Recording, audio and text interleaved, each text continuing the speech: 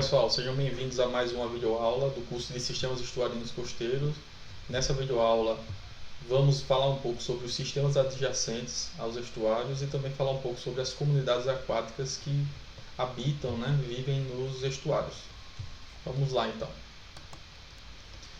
Um dos sistemas adjacentes mais importantes são os banhados costeiros, em estuários. Eles são constituídos de planícies sujeitos à variabilidade de maré com cobertura de vegetação. Então a gente tem a presença de vegetação, inicialmente aquática, que se adapta bem a uma região de grande sedimentação, uma região rasa de grande sedimentação de matéria inorgânica e matéria orgânica também. Então, essa vegetação se utiliza desse substrato para se desenvolver, se reproduzir naquela região. E se consolidando, consolidando assim um stand de vegetação aquática, onde aquele stand, ele no futuro, ele vai ficando cada vez mais raso até não ser inundado mais, e aí passar a ser dominado por vegetação terrestre. Mas os banhados são áreas úmidas, tá? Os banhados são áreas úmidas, rasas, com grande quantidade de material orgânico no sedimento. Então, nos banhados a gente tem uma moderada variabilidade de maré, então geralmente nessa região ela está mais afastada da embocadura, onde tem baixa variabilidade de maré.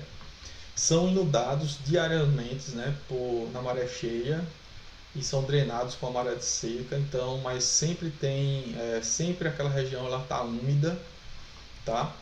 E são dos ambientes mais produtivos, ali também na região, pela grande quantidade de conteúdo orgânico presente no sedimento. Pode ser subdividido em várias partes, a parte baixa, que é mais inundada, e a parte alta, que é menos inundada.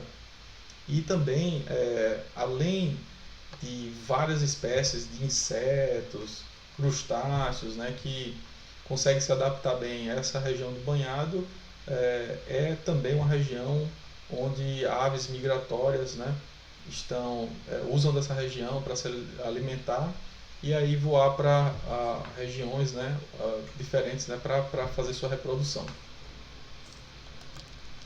Bom, aqui a gente vê um detalhe sobre os banhados costeiros. Os banhados costeiros são exatamente essa região aqui, deixa eu botar no computador. É essa região que está sujeita à inundação, então sempre está úmida, tem a variabilidade de maré, e é nessa região que se consolida esse estande de vegetação, que são as macrófitas aquáticas emessas, também chamadas de capim marinho, esse tipo de vegetação aquática que só dá exatamente para essa condição de salinidade, uma água que é salobra, que nem é água salgada nem água doce, ela é uma água intermediária com relação em termos de salinidade. Então a gente tem uma área sempre úmida com essa condição de água salobra. Bom, os banhados então são formados em função da sedimentação desse conteúdo inorgânico e orgânico que vem da descarga fluvial e se deposita nessas regiões de baixa velocidade. Aqui, por exemplo, na margem, então se deposita aqui na margem, onde a velocidade é menor, então favorece a sedimentação. E ao longo do tempo, aquela região vai ficando cada vez mais rasa, e aí favorecendo então a colonização desse tipo de vegetação, que é o capim marinho, tá? E aí com a colonização, aquele stand, aquele banco de macrófitas aquáticas vai tornando esse banco de areia mais estável, ou seja, ele é menos suscetível à erosão, ele fica cada vez mais estável. E aí aquele banco ele vai se consolidando, ele vai desenvolvendo, ele vai crescendo e vai ocupando uma área maior aqui do estuário ao longo do tempo. Então a tendência é que o estuário ele vai perdendo área útil, e aí os banhados costeiros eles vão ganhando então área útil ao longo do tempo, em função desse processo de sedimentação. Então sempre ocorre isso aí. Agora, com o assoreamento, né, que esse incremento de sedimentos que vem da bacia hidrográfica em função de processos erosivos de perda de solo na bacia hidrográfica, esse processo é acelerado, tá? Mas esse processo é um processo natural, vai acontecer naturalmente. Só que o processo vai se acelerar com o aumento dessa exportação de sedimento vindo da bacia hidrográfica para o estuário. Bom, o que acontece nessa área úmida, como vocês estão vendo aqui nessa região mais escura, essa área úmida aqui? Então, acontece sedimentação, né, nessa região, né, e aí favorecendo o crescimento desse tipo de vegetação aquática, que são as espartinas, ou, né, a gente chama aqui de capim marinho. Então, a espartina alterniflora é uma espécie, né, de macrófita aquática que vive nessa região, para essas condições de salinidade.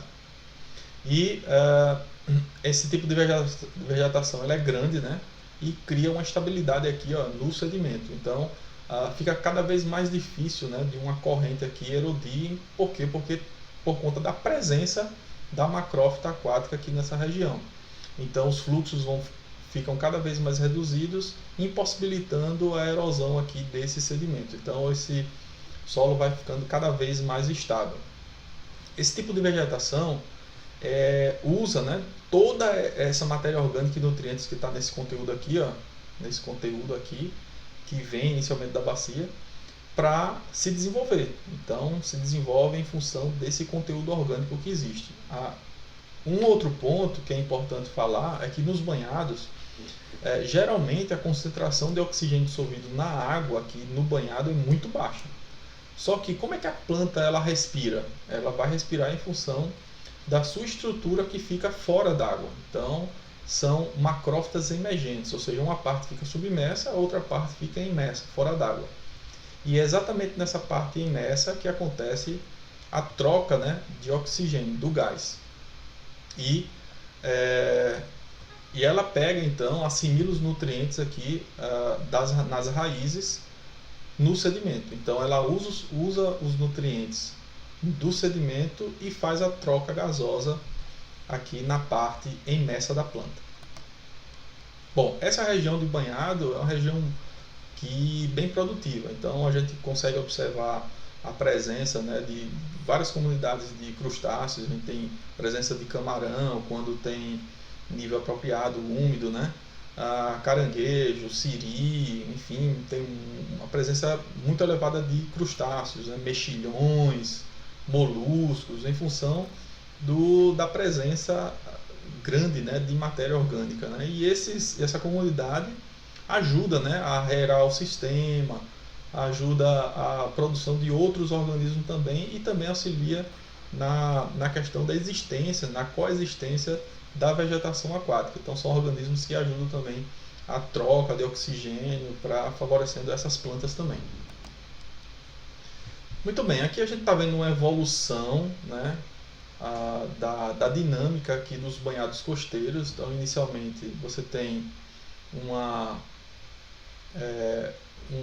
área onde você tem uma área de baixo banhado, e aqui é uma área mais alta, e ao longo do tempo essa área mais alta ela vai se consolidando, né, em função dos processos de sedimentação, e aí você vai tendo presença aqui de vegetação terrestre, porque vai acontecendo, né, o depósito do sedimento ao longo do tempo, e aí vai consolidando aqui mais vegetação terrestre, porque essa área ela já não tem mais a possibilidade de ser inundada. Então vai perdendo área útil aqui, a área inundada vai perdendo área útil e dando espaço mais esse banhado mais alto, assim, vamos dizer assim, um banhado mais alto, onde tem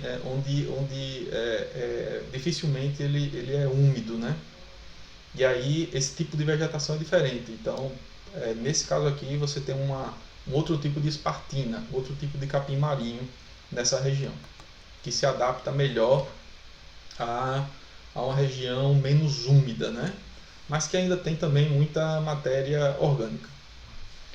Muito bem, olha só como acontece a estratégia de sucessão dessas plantas aquáticas no banhado. Então a gente está vendo aqui um talinho, né, de espartina alterniflora, e aqui tem um tufo, que a gente está vendo um tufo de espartina. Aqui uma representação em diagrama, né, um gráfico aqui da espartina alterniflora. Aqui é um tufo de espartina alterniflora. Como acontece a sucessão?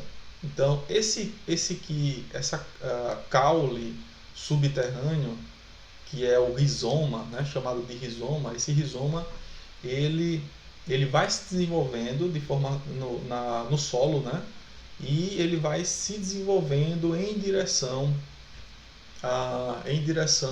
tanto ao banhado como para fora, tanto em direção ao estuário como para fora do estuário. Então, esse rizoma, esse caule subterrâneo, ele vai se desenvolvendo, e aí outros tufos de espartinas vão crescendo, e aí eu tenho em um rizoma ele vai desenvolvendo, né, e vai tendo a sucessão desse capim marinho, né, ao longo desse rizoma.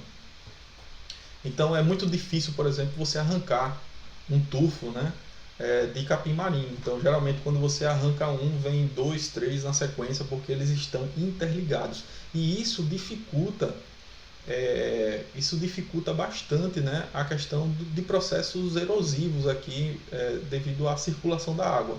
Então, como eles se abraçam entre si, né, em função dos rizomas, eles, vamos dizer assim, né, entre aspas, eles se abraçam, os tufos eles se abraçam, então fica muito difícil daquela vegetação sair daquela região, né, em função de alguma corrente, de alguma cheia, e aquela região vai ficando cada vez mais estável, certo?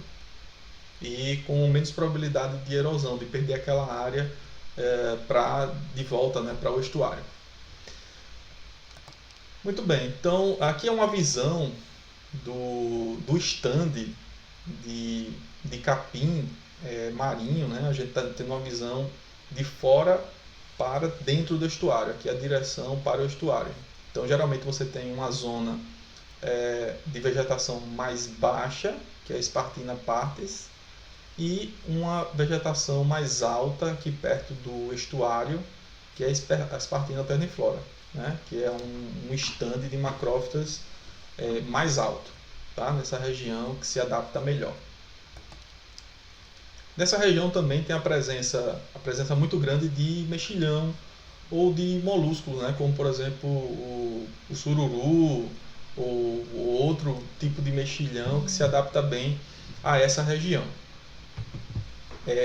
Nesse caso, os mexilhões eles trocam oxigênio aqui com a atmosfera através da sua estrutura, né? E consomem aqui nutrientes, matéria orgânica aqui do sedimento. Então eles se adaptam muito bem, né, à região de banhado costeiro. Aqui uma foto para vocês observarem. Então a troca gasosa é aqui, né, nessa parte superior do mexilhão, e embaixo eles consomem matéria orgânica e nutrientes do solo. Muito bem. Eventualmente os banhados podem passar por secas severas, né? Então você tem uma seca severa, onde o banhado ele começa a morrer, porque sem água a planta morre, porque é uma vegetação aquática. Então uma vez que elas morrem, toda a vegetação ela fica aqui, né, na superfície do solo, e ela vai ser arrastada em função de uma cheia, ou em função de uma corrente de água, ou vai se decompor ali mesmo, ali nessa região onde ela morreu, senesceu. Então, toda vez que esse tipo de vegetação senesce, morre, o que é que vai acontecer? Vai acontecer degradação dessa matéria orgânica, e essa matéria orgânica ela vai virar uma lama, né? Então a gente pode ver, por exemplo, esse tipo de banhado, ele pode no futuro virar um charco plano, né? Onde você tem a presença muito elevada aqui de matéria orgânica no sedimento. Os charcos, né, são constituídos por esse tipo de característica, né? Você tem muita matéria orgânica e pouca vegetação nessa região. Muito bem, os manguezais é um dos mais importantes ecossistemas adjacentes nos estuários. Os manguezais são ecossistemas onde grandes árvores de madeira, né, com um denso e complexo sistema de raízes, eles crescem abaixo da superfície. Então você tem uma região, né, de mangues, né, onde você tem vários mangues, e aí aqueles mangues, né, eles criam um sistema complexo de raízes abaixo da superfície da água. E esse sistema complexo de raízes ele favorece, né, a, a proteção, né, e a proteção de várias espécies de peixes, né, que usam aquela região para desovar, reproduzir, e é muito importante para a comunidade aquática, né, os manguezais. Os manguezais é o ecossistema, o mangue é a espécie que vive na região de manguezal, certo? Então é importante dar essa diferenciação, porque sempre tem uma confusão na cabeça. Bom, os manguezais são dominados por plantas tropicais e subtropicais, que são tolerantes à salinidade e variação de maré. Tá? Então, o que é que forma a base da cadeia alimentar nos manguezais? Geralmente são os detritos, então é uma região que tem muitos detritos. E geralmente, quando a gente tem nos manguezais, a gente tem uma área de proteção a várias espécies. E também contra ataques, né, de corrente, onda, variabilidade de maré. Então você tem geralmente essa área deixa uma região mais estável em termos de temperatura, de ondas, de substrato, tá, pessoal? Então é muito importante a região de manguezais. Aqui tem um exemplo, né? Olha só a complexidade, essa teia, né, de raízes que está abaixo da superfície da água. Então isso é uma proteção natural, né, contra predadores, né, de organismos que habitam, né, nesse habitat aqui. Ok? Então é muito importante nessa região aqui. Aqui é o mangue branco, um dos maiores mangues, né, um dos maiores espécies, né, de mangue que existem. Então mangue branco, então a gente vê aqui as raízes bem prolongadas e uma árvore bem alta, né? Então tem outros estilos, né, de mangues também, o mangue vermelho, o mangue preto, né? O mangue vermelho, por exemplo, é utilizado, né, para a produção de mel de própolis, né? Então só em regiões onde tem mangue vermelho você pode cultivar algumas abelhas naquela região e aquelas abelhas produzem o mel, aquele mel avermelhado, que é exatamente retirando o substrato, né, do caule, né, do mangue vermelho, né? Por isso que é chamado mangue vermelho. Bom, o que acontece também, né, nos estuários? Existem largas flutuações de condições ambientais que promove estresse para os organismos. Então, um estuário é um ambiente altamente estressante para os organismos, em função da flutuação de salinidade. Então, eu tenho condições de estresse e abundância de nutrientes, tá? Que resultam em baixa diversidade de espécie, mas grande abundância em algumas espécies. Por exemplo, quando você tem no estuário um momento, né, em algum momento você tem uma abundância ali no aporte de nutrientes que vem das bacias hidrográficas, em geral acontece o fenômeno de eutrofização. O que seria o fenômeno de eutrofização? É o enriquecimento de nutrientes. E no enriquecimento de nutrientes favorece a produção primária, a floração de microalgas. E com a floração de microalgas a gente tem uma grande abundância, né, dessas espécies, dos produtores primários, as algas, e aí você não dá espaço para diversidade biológica. Então você tem uma espécie mais dominante nessas condições mais críticas, né, de concentração elevada de nutrientes na água. Muito bem, a gente tem também, né, uma fauna bentônica, né? O que seria a fauna bentônica? São os animais que vivem no substrato, no sedimento. E eles são fortemente influenciados exatamente por flutuações da condição de nutrientes, do substrato no sedimento, né? Ou seja, a capacidade, né? ou a quantidade de matéria orgânica que existe no sedimento, né? a questão da flutuação da população de peixes juvenis depende muito, né, das concentrações de salinidade. Então, são ambientes altamente estressantes e apenas um pequeno grupo seleto de organismos conseguem sobreviver nessa condição de estresse. Aqui só para vocês observarem, né, um gráfico onde a gente mostra aqui o número de espécies pela questão aqui da variação da salinidade. Então, ambientes, por exemplo, de água doce, você tem uma diversidade muito grande de espécies. Assim como nos ambientes marinhos.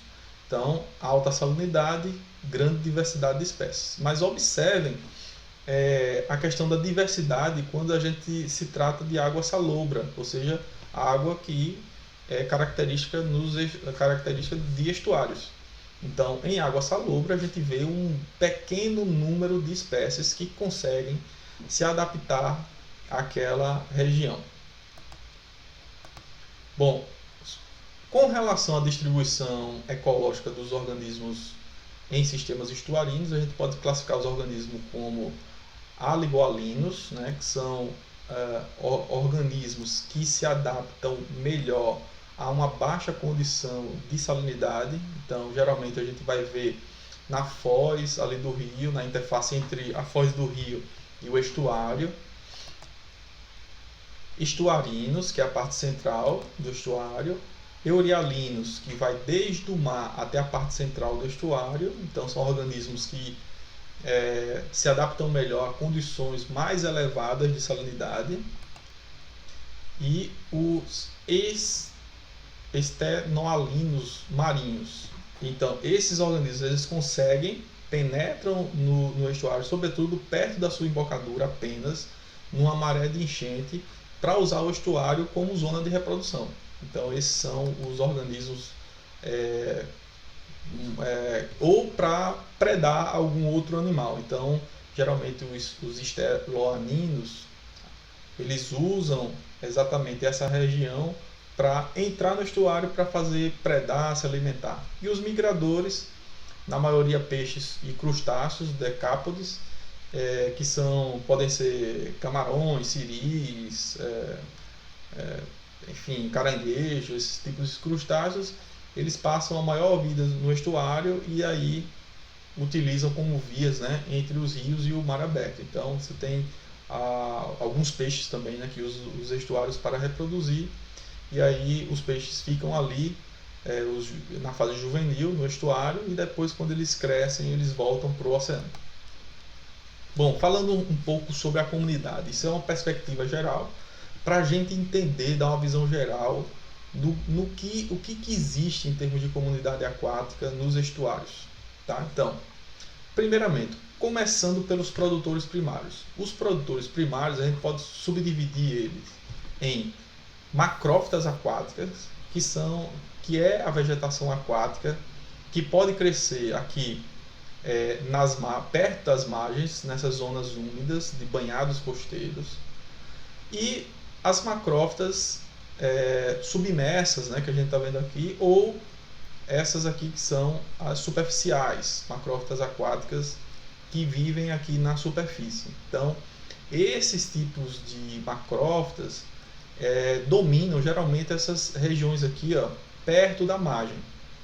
Bom, eu só vou ter, por exemplo, macrófita submersa, totalmente submersa aqui, quando existir condição favorável de luz, temperatura e nutrientes. Eu preciso dessas três condições para que uma vegetação, né, um produtor primário, ele possa se desenvolver. No caso de espécies de macrófitas submersas, eu preciso que a luz consiga penetrar aqui na coluna d'água, chegar nessa região, e nessa região aqui ela ter a capacidade de desenvolver. Obviamente, esse tipo de macrófita requer uma menor quantidade de luz do que outras macrófitas, como por exemplo as superficiais, né, ou as emergentes, que a gente vê aqui nos estandes, né, nos banhados costeiros. Tá?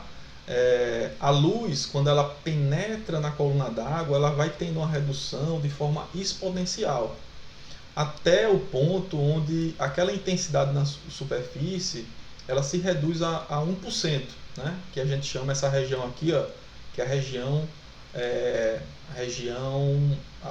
fótica, né? Fótica, ou seja, uma região onde existe radiação, né? A radiação aqui na coluna d'água. E para essa profundidade aqui, onde existe radiação, pode existir a presença de macrófitas, certo? Até onde eu tenho 1% da luz que incidiu aqui na superfície. Bom, esse decaimento da intensidade da luz na superfície, na coluna d'água, esse decaimento que acontece na coluna d'água, acontece devido à presença, primeiro, né, de material suspenso. Então, por exemplo, aqui vocês estão vendo a presença de macrófitas superficiais. Essas macrófitas elas já vão barrar naturalmente a luz. Então, já vão criar um sombreamento e a luz não vai conseguir penetrar na coluna d'água. E outro fator é a presença de particulados na coluna d'água. Então, quanto maior o número de particulados na coluna d'água, maior vai ser esse decaimento da luz na coluna d'água, tá? Então, essa profundidade, essa zona fótica, ela começa a diminuir em função da concentração de particulados. E quem são os particulados, né, no ambiente aquático? Eu posso ter matéria inorgânica suspensa, então sedimentos inorgânicos. Eu posso ter matéria orgânica, tá? Matéria orgânica, ou seja, detrito que está ali, orgânico. E também posso ter algas, certo? Posso ter algas ali que a presença das algas suspensas, elas vão então assimilar a luz, vão absorver a luz, e aí vai chegar menos luminosidade aqui nessa parte inferior. Então, quanto maior a presença de particulados, menor vai ser a disponibilidade de luz na coluna d'água. Muito bem, então as macrófitas, né, geralmente, né, se dão nessa região aqui onde tem disponibilidade de luz. E outro produtor primário é o fitoplâncton, ou seja, as algas, que são micro-organismos que vivem à deriva, vivem aqui na coluna d'água. E esses micro-organismos, vocês estão vendo aqui, ó, o plâncton, né? O plâncton, na verdade, o plâncton ele é subdividido em fitoplâncton, que são as algas, e os zooplânctons. O que é o zooplâncton? Zooplâncton são microcrustáceos, né? Microcrustáceos herbívoros que se alimentam exclusivamente de detritos e algas, né? Então, esses tracinhos pretos aqui seriam o zooplâncton, né? Que se alimentam do fitoplâncton, basicamente, né? Tem uma dieta preferencial pelo fitoplâncton. Muito bem. O fitoplâncton ele é uma das comunidades mais importantes, né? Porque em função da presença do fitoplâncton, eu vou ter então os produtores secundários, que é o zooplâncton, a comunidade, né, zooplânctônica, e depois eu vou tendo as outras comunidades, né, que estão em níveis tróficos superiores, como por exemplo, né, comunidade bentônica, a fauna bentônica. Eu vou ter os peixes que vão se alimentar do zooplâncton, né, então, e de peixes menores. Então tem uma importância muito grande, né, o fitoplâncton na questão das comunidades aquáticas.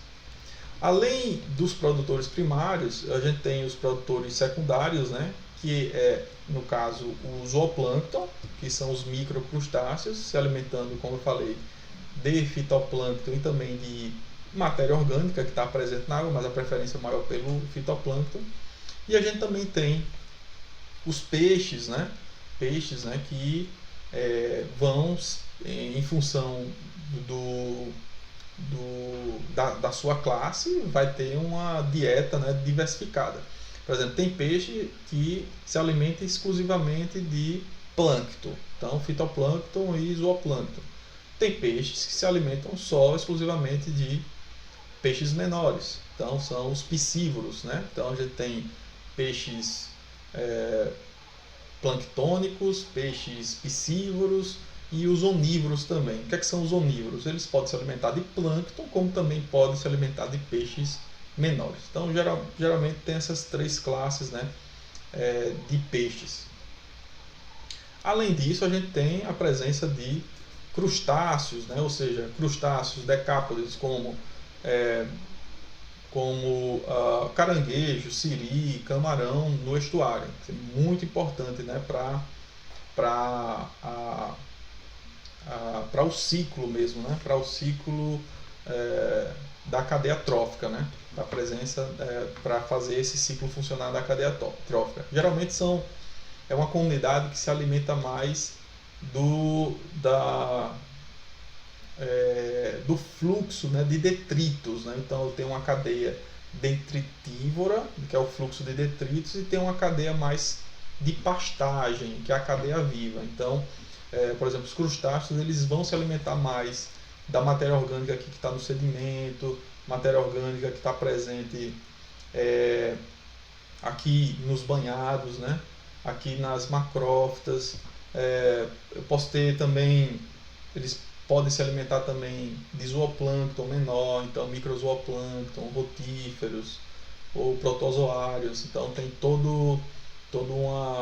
uma possibilidade ali, né, de dieta de crustáceos.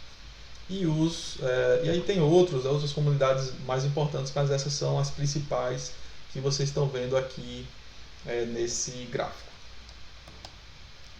Muito bem, como eu falei para vocês, ó, aqui é a rede trófica estuarina típica. Então, o que é que a gente observa? A gente tem duas vias importantes, né, de fluxo de matéria e de energia.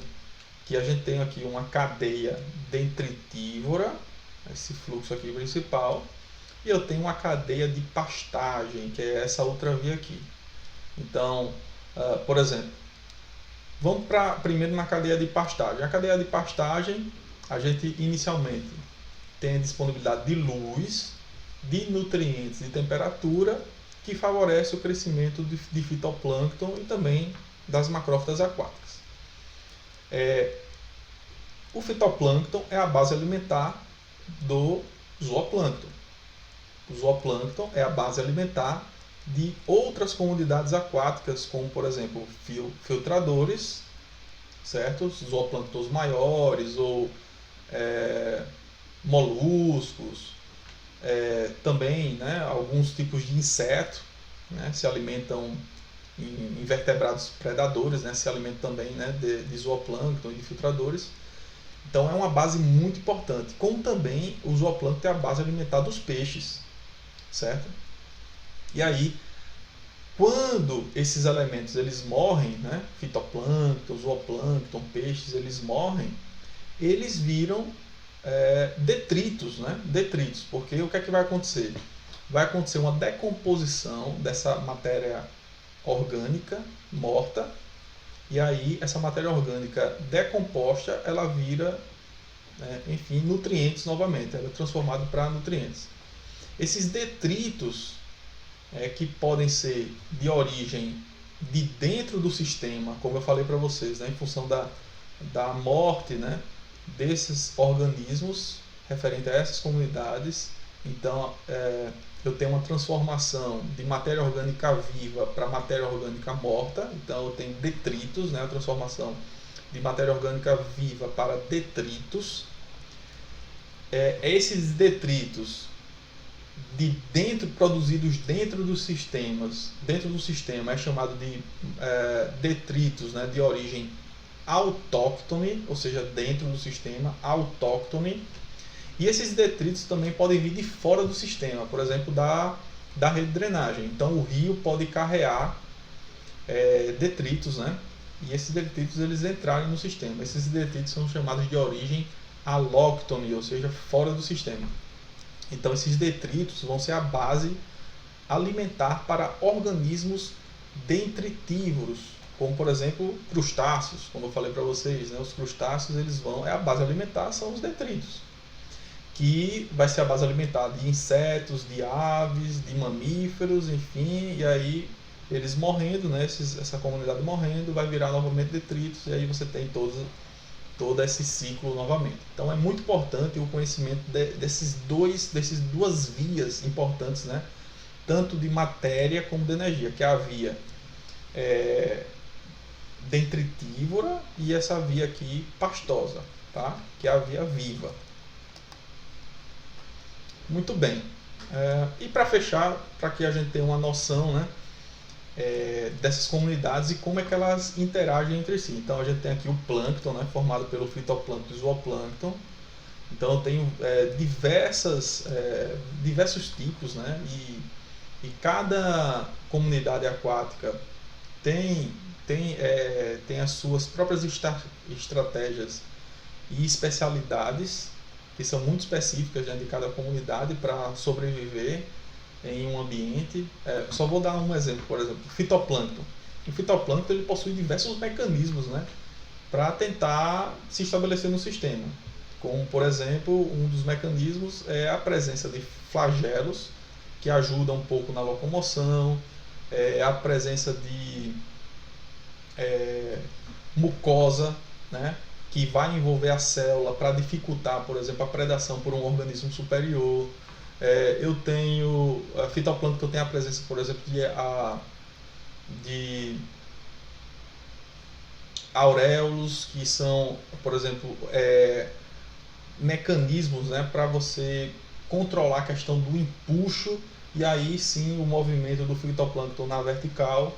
Então, por exemplo, o fitoplâncton ele pode controlar, pode usar esse tipo de mecanismo para exatamente calibrar a região onde ele vai ficar na coluna d'água, para ficar numa região onde ele está mais confortável em termos de luz e temperatura, sair, por exemplo, da superfície que tem muita luz e um pouquinho mais para baixo, onde tem uma condição mais favorável de luz para ele. Então tem vários outros mecanismos, né, que são importantes para o fitoplâncton se estabelecer. Assim como o zooplâncton também tem vários mecanismos, né, de migração vertical. Por exemplo, durante o dia ele vai procurar uma região mais protegida dentro de um banco, de um estande de macrófita, para se proteger, por exemplo, da predação de peixes. E durante a noite ele volta para a coluna d'água para se alimentar do fitoplâncton, para correr menos risco, né, de ser predado por um peixe. Então tem um monte de mecanismos, né? Cada comunidade aquática usa a sua própria estratégia para se estabelecer no local e sobreviver e também fazer sua sucessão ecológica. Então é muito importante isso. Bom, além do plâncton, né, a gente também tem os organismos que vivem exclusivamente na superfície, né, que são os pleustons e o neuston. O pleuston vive acima da superfície, o neuston vive imediatamente abaixo da superfície. O perifíton, que são as algas que estão agregadas em superfícies. Por exemplo, pode ter perifíton, né, agregado no sedimento, né, fazendo aquela capinha, parece uma capinha, né, de vegetação acima do sedimento, mas na verdade são algas que se aderiram ali em cima do sedimento. O perifíton também ele pode ficar aderido, por exemplo, numa macrófita aquática, submersa ou emergente. Os peixes, né, que têm a capacidade de locomoção, então são classificados como nécton, então, por essa capacidade de locomoção. E os organismos bentônicos, né, que é o bênton. O bênton, a gente tem muitos organismos, né, que vivem no sedimento, exclusivamente no sedimento, como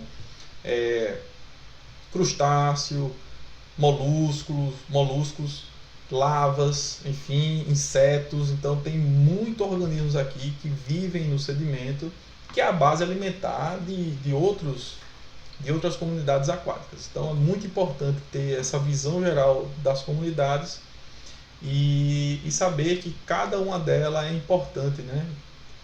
A presença para o estabelecimento de outras comunidades também, né? Porque essa cadeia alimentar aquática ela está toda interligada. Então, quando você tem um desequilíbrio, você vai ter o favorecimento de uma comunidade em relação a outra. Isso pode não ser interessante, né, para a sustentabilidade de um ambiente aquático como o estuário. Então, eu gostaria de ficar por aqui, né, nessa aula, e na aula que vem a gente vai falar um pouco mais sobre os processos de circulação da água no estuário. Tá joia? Até lá, um abraço.